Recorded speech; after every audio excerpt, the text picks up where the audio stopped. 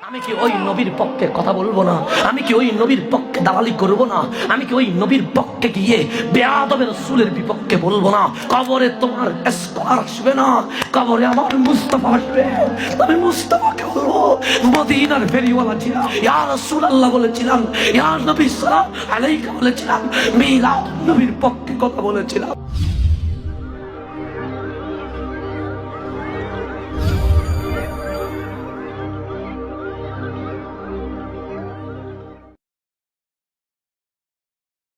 তো আয়েশা বলে, দয়াল নবীর মেজাজ যখন ফুরফুরে, চমৎকার যখন পরিবেশ, আমি লুক সামলাইতে পারি নাই। আমি ডাক দিয়ে বললাম, ইয়া রাসূলুল্লাহ, আজকে বড় দামি জিনিস চাইবো, দিবেন নি? আমার নবী বললেন, যা চাইবা তা দিয়ে দিব। মা আয়েশা বললেন, ইয়া রাসূলুল্লাহ, আমার টাকা লাগবে না, পয়সা লাগবে না, আমার কোনো সম্পদ লাগবে না, আমার কোনো আংটি লাগবে না। নবীরে উদুল্লাহ লি আয়েশা, আপনি একটু আপনার নবুয়তের হাত দিয়া আমি আয়েশার জন্য দোয়া করে দেব। কারণ মা আয়েশা জানে এই হাত উঠলে খালি ফেরত আসে না, এই হাত ভরা হাতে ফেরত আসে। মা আয়েশা বললেন, নবী গো, আপনি একটু দোয়া করে দেন আমি আয়েশার জন্য। আমার নবী বললেন, দোয়া লাগবে? আয়েশা বললেন, না আমি আর রাসূলুল্লাহ, হ্যাঁ আমার দোয়া লাগবে। আমার নবী দুটো হাত তুলে দিলেন, ইয়া আল্লাহুম্মা, ওহে আমার রব, ইগফির আয়েশাতা, আমার আয়েশাকে ক্ষমা করে দাও, মা তাকাদ্দামা মিন যামবি, আগে যদি কোনো গুনাহ হয়ে থাকে, ওয়া তাআখারা, পরে যদি কোনো গুনাহ হয়ে থাকে, ওপেনে গোপনে, প্রকাশ্যে অপ্রকাশ্যে, আগে অথবা পরে, ইচ্ছায় অথবা অনিচ্ছায়, আমার আয়েশার যদি কোনো ভুল হয়ে যায়, মাওলা তুমি মাফ করে দাও। মা আয়েশা বলেন, এই দোয়া শুনে আমি এত বেশি খুশি হলাম, হাসতে হাসতে গড়িয়ে গড়িয়ে নবীর কোলে পড়ে গেলাম। কত বেশি খুশি হয়েছে! স্ত্রী কখন গড়িয়ে গড়িয়ে স্বামীর কোলে পড়ে, যখন খুশির আর কোনো সীমা থাকে না। মা আয়েশা বলেন, দোয়া শোনার পরে এত বেশি হাসলাম, এত বেশি হাসলাম, আমি গড়তে গড়তে, গড়াইতে গড়াইতে নবীর কোলে মাথা রেখে দিলাম। আমার নবী ডাক দিলেন, ইয়া আয়েশা, ও আমার আয়েশা, তুমি কি বড় খুশি হয়েছো? সে নবীরে খুশি না হয়ে কেমনে?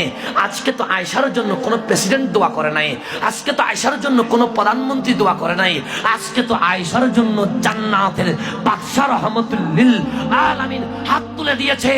এর চেয়ে বড় কোনো নিয়ামত আয়েশার জীবনে হতে পারে না। আমার নবী ডাক দিয়ে বললেন, আয়েশা শোনো শোনো, যেই দোয়া তোমার জন্য একবার করলাম, আল্লাহ তুমি আমার আয়েশাকে ওপেনে গোপনে, প্রকাশ্যে অপ্রকাশ্যে, ইচ্ছায় অনিচ্ছায়, আগে পরে যদি গুনাহ হয়ে থাকে, মাওলা তুমি মাফ করে দাও। দোয়া করলাম একবার, আয়েশা তুমি এত খুশি হয়েছো, গড়িয়ে গড়িয়ে আমার কোলে পড়ে গেছো, তোমাকে জানায়া দিলাম একবার দোয়া করার কারণে তুমি আয়েশা এত খুশি হলা।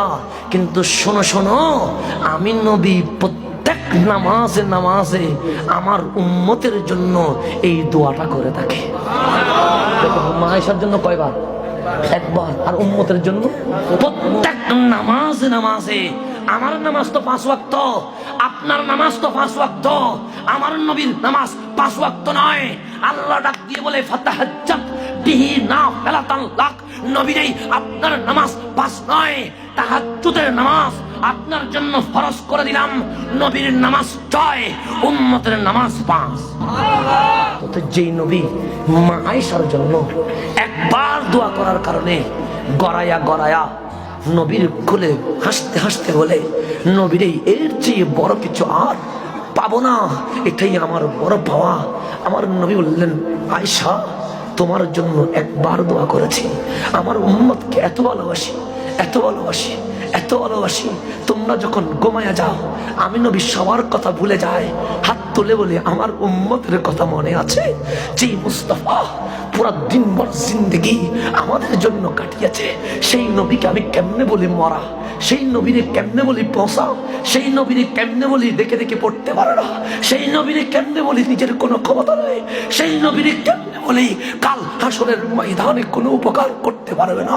তুমি আমার ভণ্ড বলেছ নবীর পক্ষে কথা বলার কারণে, তুমি আমারে ভণ্ড বলেছ নবীর পক্ষে দাঁড়িয়ে তোমার স্কলারের বিরুদ্ধে বলার কারণে। শুনে রেখো, কবরে তোমার স্কলার আসবে না, কবরে আমার মুস্তাফা আসবে। আমি মুস্তাফাকে বলবো মদিনার ফেরিওয়ালা ছিলাম, মদিনার ফেরিওয়ালা ছিলাম, মদিনার ফেরিওয়ালা ছিলাম।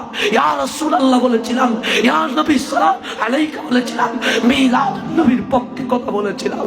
ইয়া রাসূলুল্লাহ, উম্মতের আপনার নবীর উম্মত দাবি করে যারা বেয়াদবি করেছিল তাদের পক্ষে নয়, মুস্তাফা আপনার পক্ষে কথা বলেছি।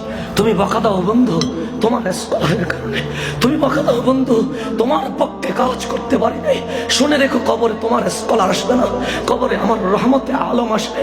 শুনে রেখো, হাসরে আমি যখন সূর্যের তাপে আমার মগজ সিদ্ধ হয়ে পানি বের হয়ে যাবে, তোমার স্কলার বলবে না ধরো পানি খাও, আমার দালালি করেছো, কিন্তু আমার মুনিব বলবে তুই দাঁড়িয়ে আছিস কেন সূর্যের নিচে, তুই না ইয়া রাসূলুল্লাহ বলেছিলি, তুই না আমি নবী নবী করেছিলি।